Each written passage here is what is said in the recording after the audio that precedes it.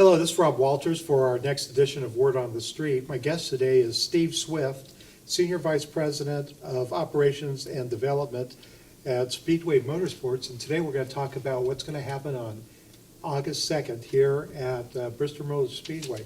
So Steve, can you tell us a little bit what's happening on August 2nd? We are super excited. You know, the first time that Major League Baseball will play in the state of Tennessee, and we get to host it here at Bristol Motor Speedway at the Last Great Coliseum. So super excited about that. Not only, you know, with the baseball, they're going to have a huge plethora of music. Some big names are coming, Tim McGraw, Pitbull, Jake Owens was announced today. So yeah.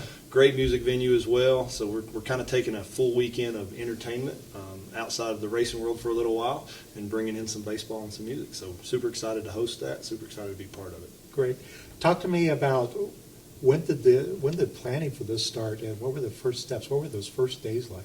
So that's the awesome part. You know, really, we've done a lot of great events across our plethora of Speedway Motorsports properties, and this one with partnership with MLB, they came to us over 2 years ago and really started talking about the process, and then for the last 2 years we've been in lots of meetings, you know, whether it be Zoom calls or on-site meetings or just phone calls in general.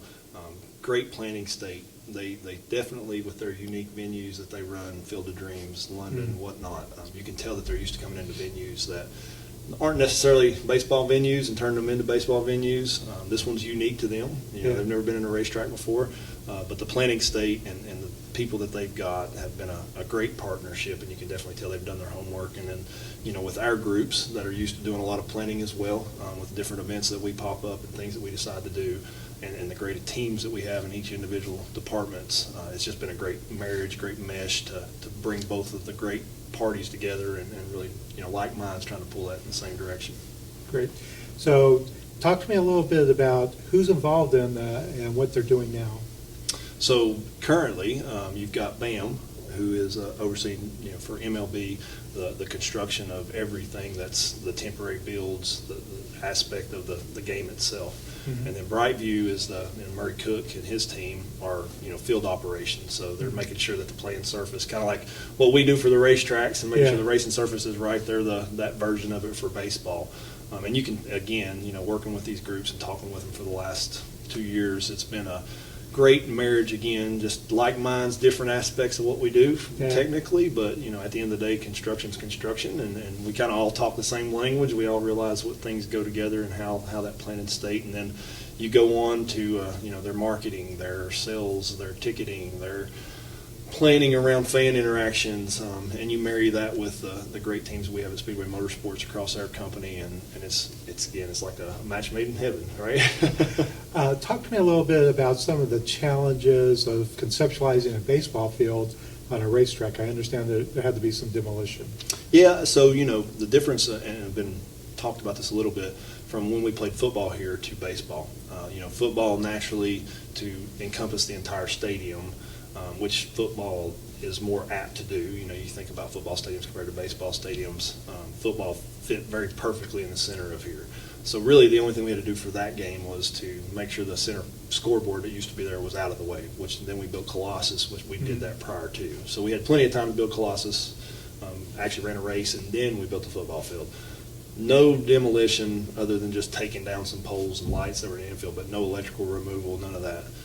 This one created a little bit more challenges. You know, we had to look at, all right, so field's more or less a triangle shape, right, in aspect. Can't sit in the middle, right, because naturally we would hit Colossus because baseball will go a lot higher than football.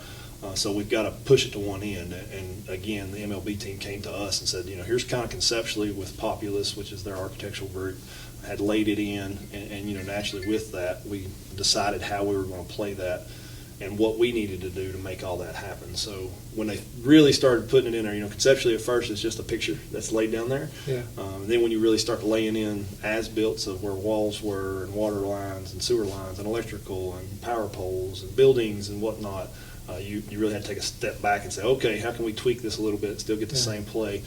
And so at the end of the day, we came up with the best solution, and with that solution we had to tear out the inside pit wall. So here at Bristol, a little unique compared to some of our mile-and-a-half tracks. Most of the tracks you have a short wall that you see the teams jump across to change tires, right? That's the inside pit wall. And then most of our mile and a halves don't have an outside wall. It's a big ball field, right? And there's plenty of distance between the racetrack and the pit road, so the teams aren't in danger whenever they're changing tires. Well, here at Bristol, everything's right there together, so you have an outside pit wall. Looking at what we had to do, we had to cut the inside pit wall completely flush. That way the field, because those walls were in the field of play, it would have been more like a Savannah Bananas, you know how they kind of set up and make uniqueness. It wouldn't have been good for the competitive piece that MLB plays. So with that, we had to take that out. Naturally, behind that pit walls always house the lights that light the track from the inside. We call those mirror trans. Those had to, in football, we just removed the pole and the foundation stayed in place. Here, that wasn't going to work because you had a 4-foot piece of steel sticking up again in the field of play every 28 feet, which was not going to bode well for competition. So those had to be cut off. All the electrical had to be removed.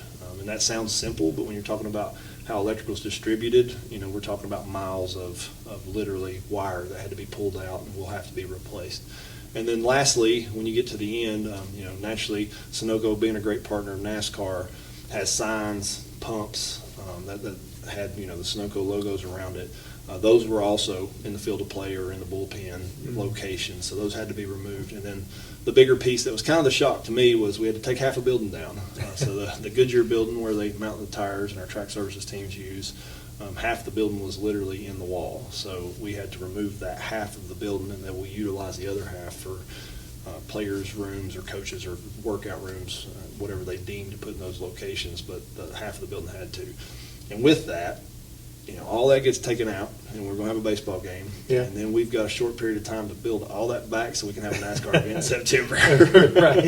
Right. Well, you still have a ways to go. I understand that you have to put up clubhouses and put clay down. Can you talk a little bit about all those little pieces that still need to be done? Yep, absolutely. So BAM and that team, you know, again, working with some local contractors, definitely have a lot left. What you saw today was primarily the field, which was, you know, putting a lot of gravel down, getting it on grade, a lot to that.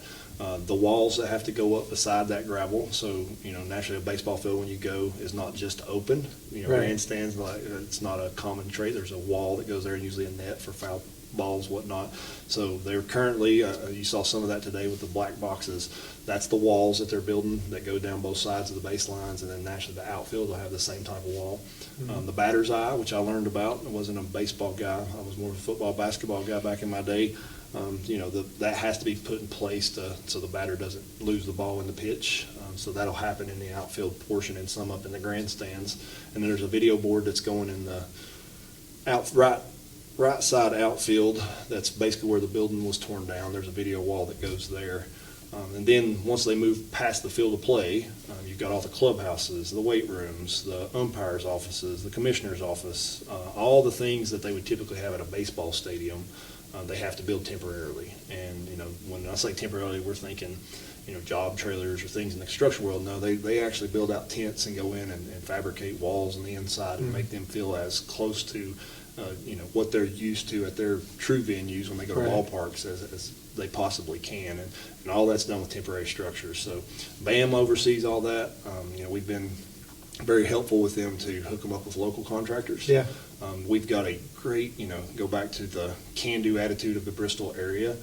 We take a lot of contractors, you know, being spread out across the United States with Speedway Motorsports.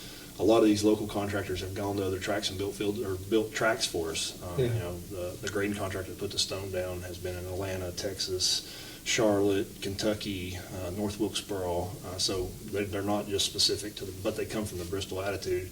And that Bristol attitude being can do, we can do whatever you need and do it very efficiently and at a top execution level. That, you know, they're doing the same thing for BAM and the baseball side now. And you know, it's great for me because knowing all these guys and working with them for years and years and years, being out here and seeing them, you know, help to put this together and seeing the other side, BAM, recognizing that the excellence that these guys work under and the speed that they work. You know, we always make a joke, there's the right way, the wrong way in the Speedway. So we're always in that Speedway, which is really right, but it's also fast. And naturally, they've got a fast turnaround they've got to build, and then we've got a fast turnaround, we've got to build it back. I'll give you the last word. What else do we need to know? You know, it's a very unique process, but it's been, you know, I've been asked numerous times today if this is one of the toughest projects I've ever worked on for Speedway Motorsports as a spectrum. We worked for Marcus Smith, and before that, Bruton, his dad. Right. And I got to work with Bruton, and Bruton loved construction. He loved to see iron move, and Marcus is the same way. And it's been a fun career. Hopefully, it lasted a lot longer, 20+ years now, of building a lot of cool and challenging things, and always on a time crunch, always in a pinch. And I wouldn't rate this as one of the most difficult. It's been very rewarding because naturally the team that we're working with BAM, with Brightview, with MLB, have been top notch on planning.